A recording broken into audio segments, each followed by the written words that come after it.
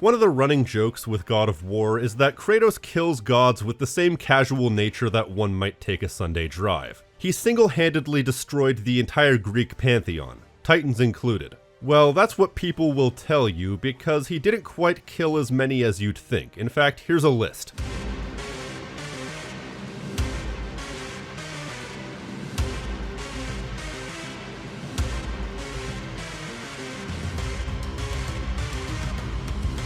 But there's a significant number of gods and goddesses that were left over by the end of God of War 3. And having been on a bit of a Greek mythology kick recently, I thought it'd be fun to go over all the Greek gods and goddesses that survived Kratos' Rampage, and briefly discuss all the ways they could have been involved as boss fights. I'm running with the principle of, if we didn't see them die on screen, they're still alive. We're only doing gods and goddesses because if we include titans, demigods, and notable figures, and everything in between, then we'd be here all day. Though I will include some primordial gods if I think there's something interesting to make out of them, and I might accidentally include a few titans if there are mixed reports on whether or not they're a god or a titan.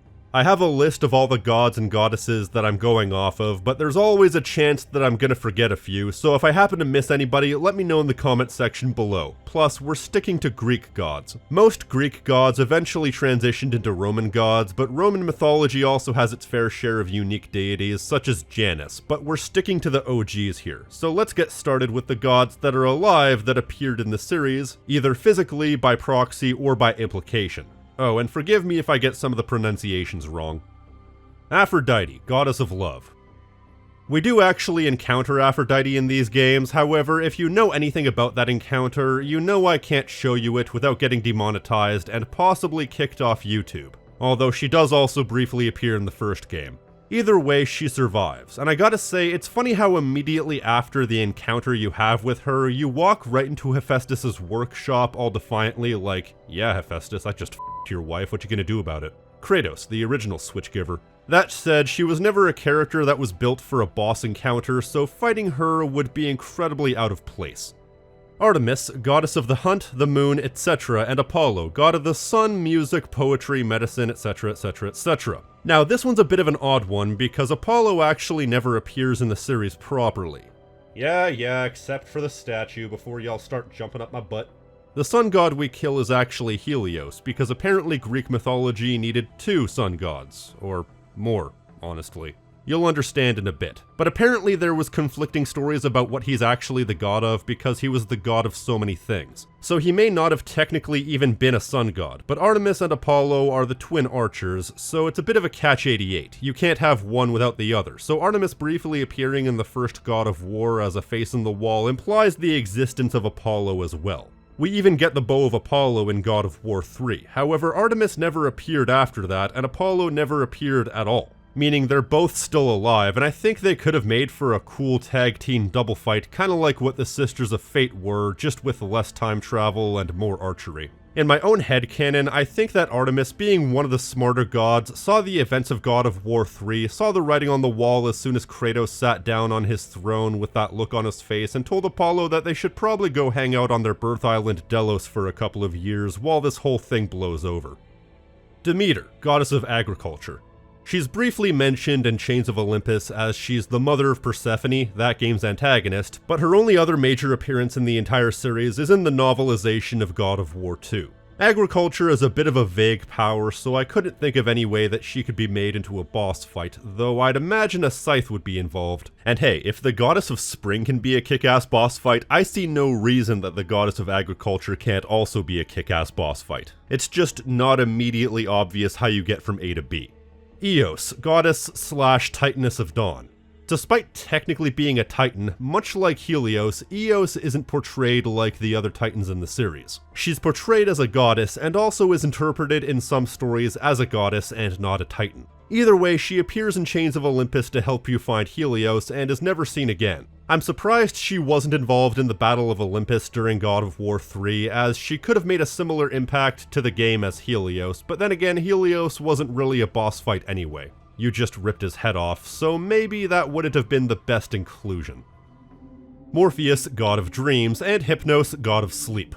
This is actually very surprising because Morpheus has actually appeared in the series, sort of. He didn't appear physically in Chains of Olympus, but he was the one that caused the gods to fall into endless dreams when the Sun Chariot was stolen. And we're only left to assume he's still alive, because we don't have any evidence to the contrary. As for Hypnos, sleep and dreams kind of come in a package deal, so Morpheus appearing also implies Hypnos. We also have no reason to believe he's not alive. I don't understand how neither of these characters ended up being boss fights in Chains of Olympus. I remember playing the first chunk of the game, fully expecting that, but as soon as you get out of the Temple of Helios, Morpheus just kinda stops being a thing. I imagine as a boss, Morpheus and/or Hypnos would kind of be a vague, shapeless apparition that you have to force to take shape before you maul them to death, possibly involving fighting off dream-based hallucinations. I'm open to suggestions. All I know is, whether you're going with the character that gets named or the character that goes unmentioned, they both really should have played more of a role in the game.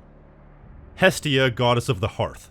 She appears alongside Demeter in the novelization of God of War 2 and was never seen or heard from again. So presumably both these goddesses are still alive. Apparently the hearth was some sort of central fire pit in the home, which was a big thing in ancient Greece, so presumably she would have had fire powers, but she also doesn't seem like the violent type because the hearth comes across as such a homely thing. So I doubt she could have been a boss fight either way. Nike, Goddess of Victory. She doesn't physically appear in these games, but there's a statue dedicated to her in the opening of Chains of Olympus, and that's good enough for me.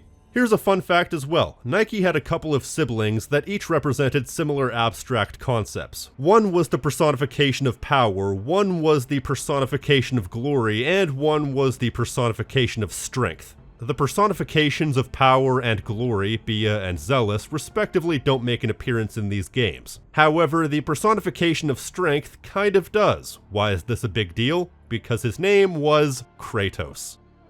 Yeah. But as it turns out, the creative team at Santa Monica apparently didn't know that Kratos was already a thing in Greek mythology, so it's apparently just a giant coincidence that they happened to pick the name. Oh yeah, Nike. Usually she's associated with sports and with the Olympics, so I'd imagine her fighting style would be ultra-athletic based around catching her at the right time. Kinda like Hermes if he was an actual boss fight. She'd definitely be more upfront than Hermes because she'd be obsessed with victory, so this is a thing that would actually have a lot of potential. Asclepius, God of Medicine.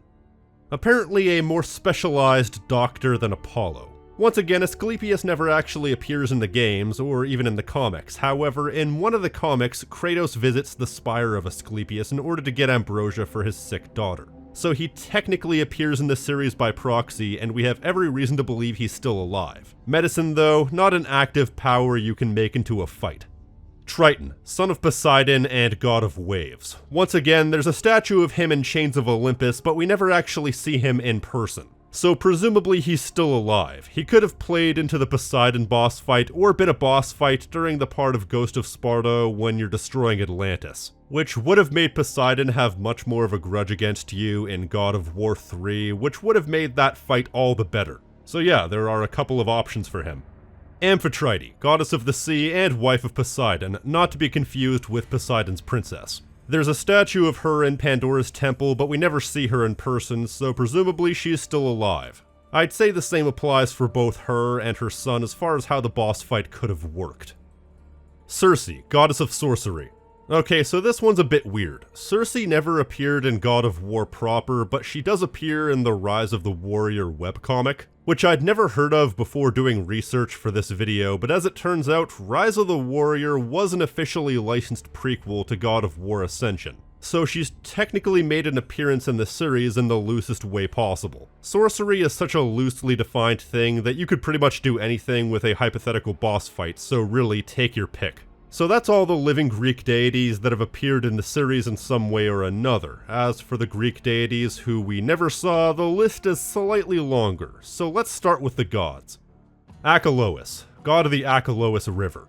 I mean, right off the bat, we're starting with an incredibly minor god, and I feel like really minor gods would probably at best get a rapid-fire style boss fight where they're thrown one after another at Kratos at the behest of Hera or something. But something like that would probably only exist to increase Kratos' body count. But yeah, Achelous is definitely not a god with any sort of potential for a boss fight, though some sources state that he's the god of all rivers, which would make him a bit more valiant and a worthwhile boss fight. Adonis, god of beauty, desire, fertility, etc. So this is fun. I always assumed that Adonis was a mortal, but apparently in some interpretations he achieved godhood. I don't know the full story, but I'd imagine it involves a lot of tragedy. But none of the things he's a god of has potential to make a boss fight, so the only use you could get out of him is if they wanted to do a gender swap of the Aphrodite scene, and seeing as Kratos was an ancient Greek, I mean it wouldn't be out of place. Ether, god of light and the upper atmosphere. It's funny how many Greek gods of light/sunlight there are, so theoretically once Helios was killed, one of the other ones really should have filled the space, like your other senses being heightened if you go blind, but I don't see Ether as important enough to have gotten a major spot. That is unless tag teaming with other bosses. Aeolus, god of wind. Now here's the confusing thing. Greek mythology usually has 5 separate wind gods. Aside from Aeolus, you have Boreas, Eris, Notus, and Zephyrus, gods of the north, east, south, and west wind respectively, but the 4 directional winds were apparently the steeds that drove the sun chariot, which I think in this series was only mentioned in Chains of Olympus, meaning that when the sun chariot was destroyed, so too were they. Aeolus, on the other hand, is a general wind god, and he still lives, and I would have loved him to go after Kratos because he killed the other wind gods or something. That might have been a fun little stopgap in God of War 3 involving tornadoes and overcoming harsh winds and such. I will say as well, some depictions also claim that there are gods of the in-between directions, you know, like northeast, southwest, and so on, but I have to draw the line at going that minor because we'd be here all day. Alastor, god of family feuds and avenger of evil deeds. Weird name, weirder combination. You'd think that avenger of evil deeds would fall into Nemesis's wheelhouse, but I guess avenge is just an eye for an eye style punishment, and revenge is harsh retaliation. A subtle but distinct difference. You'd think that he would get along with Kratos, which makes it a shame that he never actually shows up in these games. I feel like he could have made a good minor boss or mid-level antagonist in one of the prequels, particularly in Ascension.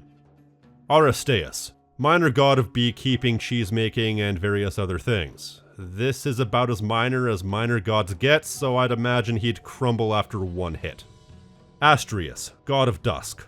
Why does every time of day need its own god? Maybe they could get all the gods of the times of day to team up and kick ass, but I'm not sure what their boss fight would look like, because what kind of power would being the patron of dawn or dusk really give you other than unspecific immortality? Dunno. Attis, yet another vegetation god specializing in birth and rebirth. I got nothing here. Charis, minor god of luck. Once again, I got nothing. Kronos, god of time. This is a weird one because some sources claim that Kronos, the god of time, is a separate entity from Cronus, the father of the Olympians, while others claim they're one and the same, so for sake of argument, I'll say they're separate beings. Aside from the confusion over the name, seeing as the Sisters of Fate already occupied the whole time thing, it makes sense why the god of time never appeared. And I feel like time manipulation has already been such a big thing in the God of War series that it would probably be a bit redundant to have a boss fight revolve around time manipulation. Dionysus, god of wine, grapes, and a number of other things. Also noted leopard print enthusiast. I guess it makes sense that he never joined in the combat, considering that Dionysus would probably be a bit more easygoing and more averse to getting directly involved in the Olympians' issues. I mean, as a god, he was a total bro to Hephaestus, so that probably speaks to his personality generally. But it could have been an interesting boss fight. Madness is partially within his wheelhouse, so fighting off insanity could create an interesting and unique twist. Otherwise, I imagine his boss fight would be like fighting Bo' Rai Cho from Mortal Kombat with the addition of grapevines acting like whips, and maybe even entangling Kratos for a free hit. You could have probably had him be involved in God of War 3 in the same way that Hercules was involved. As a matter of fact, seeing as they're both demigod sons of Zeus who eventually ascended to godhood, it would have been fun to see Dionysus get involved in the Hercules boss fight in God of War 3. I mean, it wouldn't make any less sense than Hercules working for Hera. Anybody who knows anything about Greek mythology would know that, well, let's just say Hera didn't make life easy for Hercules, or Heracles if you prefer. Eros, god of sexual desire. Kind of redundant with Aphrodite running around. I guess she's the goddess of love and this guy's the god of lust, but you'd think there would be enough crossover there for one of them to be redundant. But the Greek gods are nothing if not the lords of needless delegation. In fact, I wouldn't be surprised if there's literally a god of needless delegation at this point, and for the record, I got nothing. Erebus, god of darkness.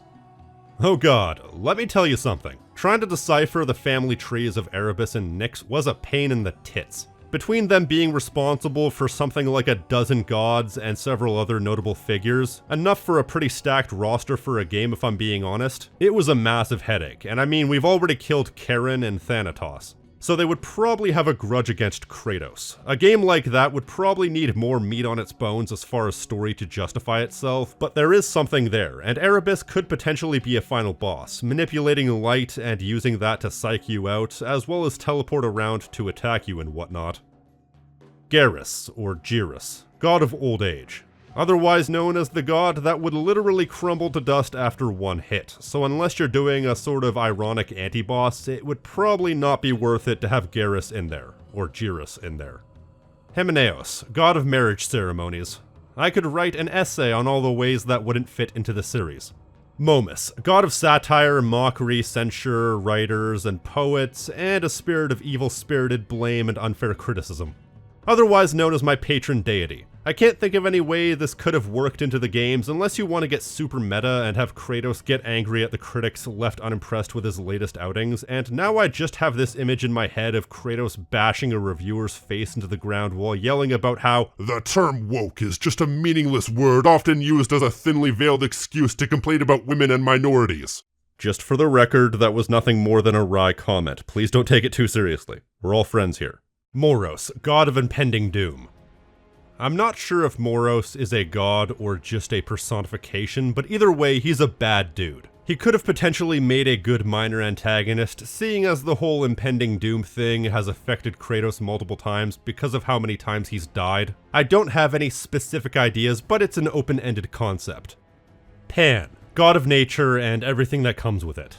I could actually think of any number of ways that this could have been an interesting boss fight. I could see Pan taking a similar role to Hercules, a pawn sent out to fight on the god's behalf. Maybe he's even reluctant to do so, and his powers could manifest in any number of interesting ways. But considering all the vegetation died when Hera died, I think she was sort of taking the role of nature god in these games, so Pan might have been a bit redundant.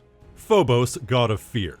Ares had two sons that both represented fear and terror respectively, whatever the difference is. Phobos never appeared in God of War outside of a multiplayer skin in Ascension, and that's just too outside of the core canon to consider him an inclusion to the series. Phobos could have made a great mini-boss or an intermediary boss fight in the first game in preparation for fighting Ares, or in the later games taking revenge for Ares. Interesting to note that the god of terror is named Deimos, which in God of War is the name of Kratos' brother, and Deimos, despite not being the same Deimos from Greek mythology, did appear in the series and is definitely dead. I am however surprised Phobos never came after Kratos for revenge, because that could have made a good concept, avenging his father's death and maybe even attempting to revive Ares. Plutus, god of wealth. Oh no, how could Kratos ever survive if he was buried in money? In all seriousness, I got nothing. Priapus, minor god of gardens, animals, and the fertility therein. Seems like we have some more subdivisions as far as the usefulness of gods, but every time I read the word Priapus, I instinctively add the Rapus. But once again, unless he was added to some sort of rapid-fire boss rush, he's far too minor to be of any sort of consequence to Kratos. So that was all the gods to my knowledge, though I might have missed a few, but with that said, let's move on to the goddesses, which is a slightly longer list as you'll see. Okay, so right off the bat we have an issue because the following goddess has a name that is exactly one letter from being Achelous, and they look like they're pronounced the same, so I'm just gonna pronounce them the same. Achelous, one of the moon goddesses, because sun and sunlight is not the only thing that gets subdivided to Hades and back. But I feel like if we ended up getting an Artemis fight, another more minor moon goddess would be a bit redundant. Electronica, goddess of the sun. The specifics are a bit mixed, because she may or may not be the goddess of the sunrise, or the morning, or waking from slumber, I don't know. But at this point, it would just be confusing matters if they decided to bring in more sun gods. Anthea, goddess of gardens, flowers, swamps, and marshes. You know, I feel like this would have made a perfect boss fight for the Ruins of the Forgotten. The entire place is a disgusting swamp/marsh, and she could be one of the lines of defense along the way to the Sisters of Fate. So this is not something that couldn't work, and I'd imagine it would work similar to the Whiptail fight from Heavenly Sword. Aphea, some goddess of nothing in particular that gets worshipped exclusively on a single island in the Saronic Gulf in the Aegean Sea. I don't think I need to justify her exclusion. Apati, goddess of deceit, with a really unfortunate name. Much like many things on this list, her powers are too vague for anything to be specific, so I couldn't see deceit being personified in any interesting ways from a gameplay standpoint. You see, some things on this list are vague in a good way, and some are vague in a bad way. This is a case where it's vague in such a way that it doesn't have any specific evocative imagery that you could associate with an aggressive attack. Passive and theoretical concepts can be hard to associate with specific attacks, but considering Persephone didn't have any attacks that were specifically identifiable with spring, you could still make something memorable and interesting without necessarily having to incorporate hard-coded imagery based on theoretical concepts. Just so long as it's not something that's impossible to twist into an aggressive interpretation whatsoever, like childbirth. Astrea, goddess of justice, innocence, purity, and precision.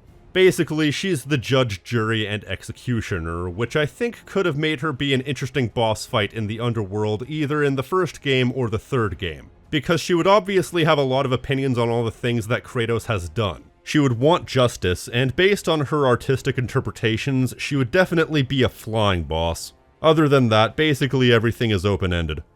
Ati, goddess of mischief. I can see this as sort of a Hermes-level fight where there's a lot of time spent trolling Kratos before a relatively anticlimactic ending, because this is a character who would probably not be a necessarily strong fighter. So there could be potential, and mischief is a negative trait that is vague enough that you can make something out of it. Although considering Kratos eventually fathers a god of mischief, that would probably create some awkward conversation 1,000 years later or whenever the Norse games take place.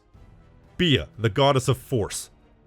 According to various sources, Bia is not the personification of the Force from Star Wars, but rather is a goddess that is the personification of such things as rage, anger, and power. How that relates to the blanket term of Force, I have no idea. So I could see Bia as sort of a female answer to Kratos, which could be interesting if done right, but it could also be really lame. Keto, goddess of the dangers of the sea, and in particular sea monsters. I feel like this would probably cut into Poseidon's domain quite a bit, and given how quickly we off him, it probably wouldn't be worth it to subdivide his domain. Cybele, goddess of caverns, mountains, nature, and wild animals. Speaking of subdivisions, this kind of strikes me as cutting into Hera's domain within the God of War series, so having her be there would continue to confuse matters along with half the other gods and goddesses. Eileithyia, goddess of childbirth. Once again, I could write an essay on all the ways this wouldn't work in God of War. Erysione, the goddess who represented the ceremonial olive branch. I'm not even sure if I should count this one. Enyo, minor goddess of war, because apparently there's such a shortage of gods of war in Greek mythology. Once again, too much subdividing. Next. Eris, goddess of strife. Strife, aka the bitter disagreement over fundamental issues, is something that's pretty vague. Vague enough that I don't know how anybody could hope to make a boss out of it. Vague enough that I question why it's even a god or a goddess in the first place. I would be really resentful of someone like Poseidon who could control the oceans if I were a minor god or goddess to this level. Harmonia, goddess of harmony. I mean, duh. And once again, an undeniably positive and more to the point vague attribute is not a thing you can really build a boss around. Hebe, goddess of youth. I must say, it was very thankfully forward of the Greeks to interpret the goddess of youth as a fully grown woman, because that could have gotten awkward otherwise, especially because her and Hercules got hitched after Hercules was granted godhood. In any case, the concept of youth as a main attribute is altogether now a bit too tough and vague to have a boss built around it. While it's not necessarily a positive attribute, it's still a vague enough thing as not to create any obvious gameplay elements. Hecate, goddess of magic.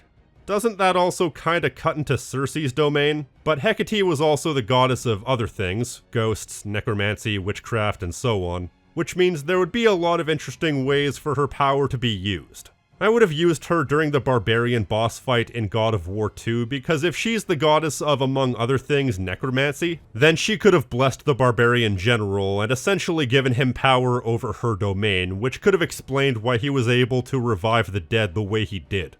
Hemera, goddess of daylight. Oh my god, yet another god of light. Granted, this one was a primordial goddess, so there's that. We'll just say what I've said about most of the other gods of light and sun and whatnot. It would just be confusing matters if you subdivided light, sunlight, and whatnot. So I'd say let's not bother. Hygeia, goddess of hygiene. Well, I guess since Kratos is covered in gore and various bodily fluids most of the time, hygiene could probably be a real issue with him. But I'd imagine that would mean Hygeia would be one of the few gods or goddesses he'd pray to. Iris, goddess of rainbows. Okay, so here's the funny thing. Aside from being the goddess of rainbows, Iris is also the messenger of the gods. You know who else is a messenger of the gods? Hermes. Seriously, could Greek mythology stop subdividing for 5 seconds? In all seriousness, I feel like them both being divine messengers could mean that Iris could have very well joined in with the Hermes boss fight. 2 messenger gods tag teaming and throwing different attacks at Kratos, or maybe even Iris stays back to fight Kratos while Hermes runs away but stays within taunting range, right up until the moment where Kratos catches Hermes like he does. That could be fun, though the only attack I could imagine Iris doing would be throwing rainbow beams, but that might be enough. I guess my only question would be what the character design would look like. I mean, this series has always had a very naturalistic but larger-than-life aesthetic, so how could you incorporate the rainbow feeling into a character design without looking completely absurd in this aesthetic? Chione, the goddess of snow. So there are multiple cold regions in the God of War series, but I think the absolute best place to put Chione as a boss fight would be in the Mounts of Aronia, because that's where you get the Horn of Boreas, and Boreas, god of the North Wind, is the father of Chione. So I feel like she would have been the perfect person to be in possession of the horn, and be the perfect person to have to fight for the horn. Plus, she's a little bit more of an obscure goddess, which might make the fight a little bit more interesting. Mania, goddess of insanity. She could have made Kratos fight mental trials like at the end of God of War 1. I guess the hard part is figuring out when the fight would take place, as there's no real obvious part to slot it in. Maybe in the Temple of Pandora? Nemesis, goddess of revenge. Yeah, despite revenge being pretty much the key theme to the God of War saga, Nemesis never actually shows up. Incidentally, if we're talking about Nemesis, there's a song by one of my favorite power metal bands, Pyramase, by the same name, and it's an excellent song.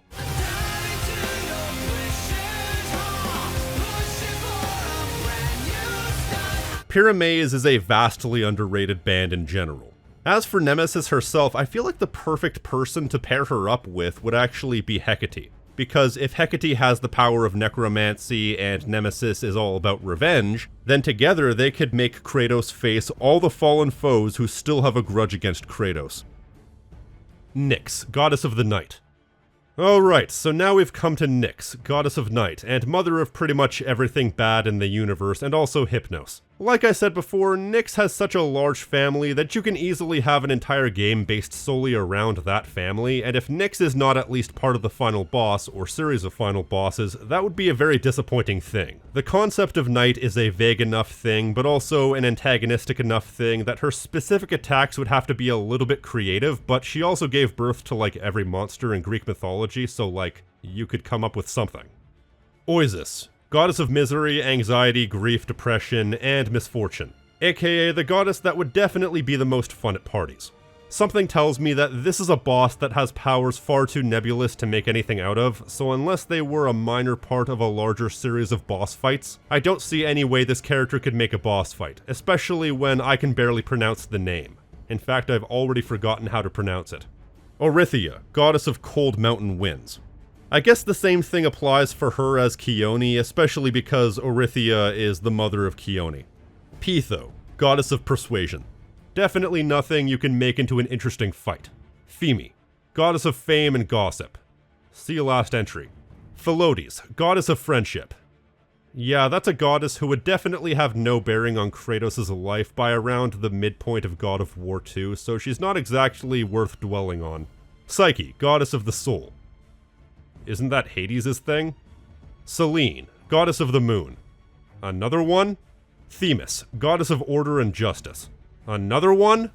Tyche, goddess of fortune and prosperity. Yeah, this definitely wouldn't have fit into the series tonally, especially given the only real levity to Kratos' story is the idea of the power of hope saving him in the end of the third game. Before that, fortune and prosperity really isn't in his wheelhouse, so definitely not something that could come up.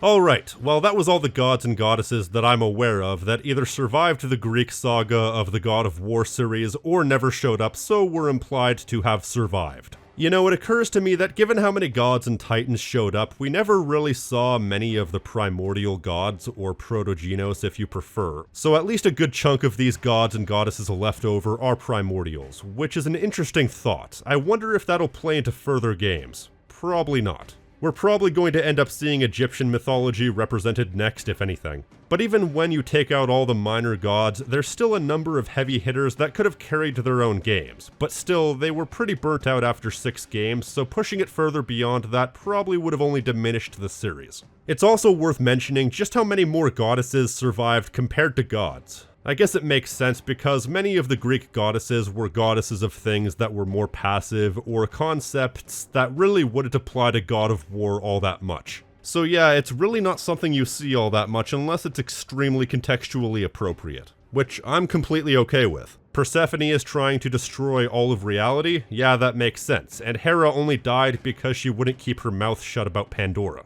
Even then, Hera was a quick neck snap. How many goddesses actually die in a gratuitous way? Maybe Aranis, but that's the only one that comes to mind. Another thing that occurs to me is that once you get past the big gods and goddesses, there is a significant number of gods that had a lot of potential that we'll likely never see. But then again, I feel like if you measure the quality of God of War by how many gods he knocks off, well, I feel like you're missing the point. God of War is about much more than killing gods. It's about blood, gore, and tits. That's all I've got. If you like what I do here and want to support the channel, you can like this video, subscribe, leave me a comment telling me what you think, and hit the notification icon so you're always up to date on what I'm doing. And if you want to support the channel in a more direct fashion, you can pledge to my Patreon for unique perks and rewards such as early access, exclusive content, and Discord benefits along with these fine folks right here.